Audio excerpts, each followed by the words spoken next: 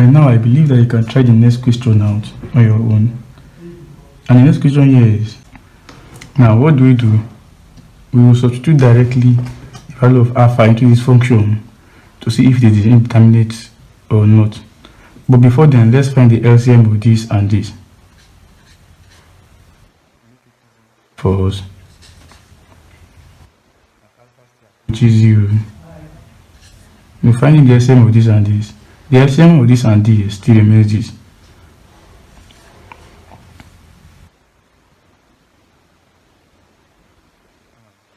Divided by this will give us an alpha plus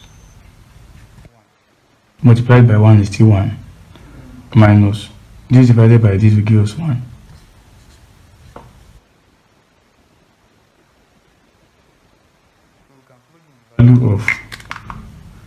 We can plug in the value of 0,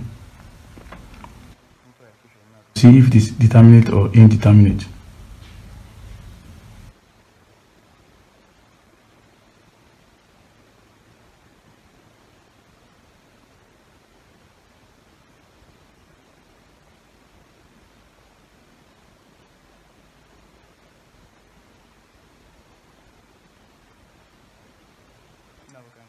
That this will give us 0 over 0. This is an indeterminate.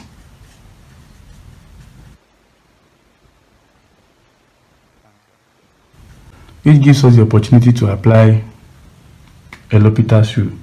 So applying a L'Hopital's rule to this,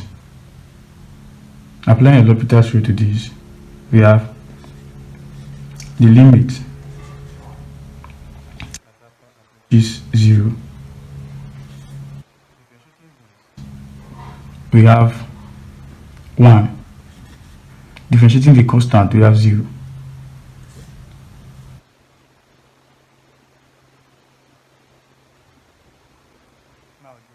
Numerator, we have 2 alpha plus 1.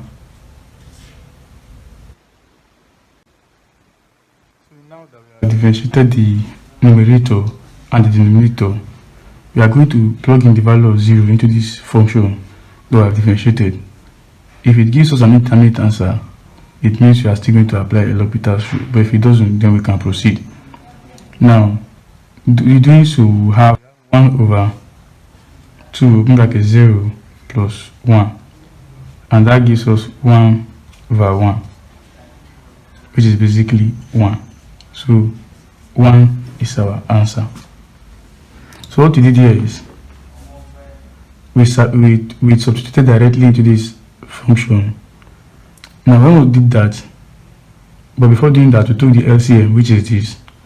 Now after taking the LCM, we substituted the value of alpha straight into the function, and we had 0 over 0, which we said earlier that 0 over 0 is an indeterminate answer. And when we have an indeterminate answer, it gives us the opportunity to apply L'Hopital's rule, which we did. So what we did here is basically differentiated this, and if you differentiate alpha plus 1, you get 1. If you differentiate 1, you get 0, because 1 is a constant, and differentiating a constant, you get 0. And differentiating this, you get 2 alpha. Differentiating this, you get 1. Now we plug in our value of alpha into it to see if we get an indeterminate form. But fortunately, we got constants, which is 1, and that gives us our answer. So we'll proceed to the next question.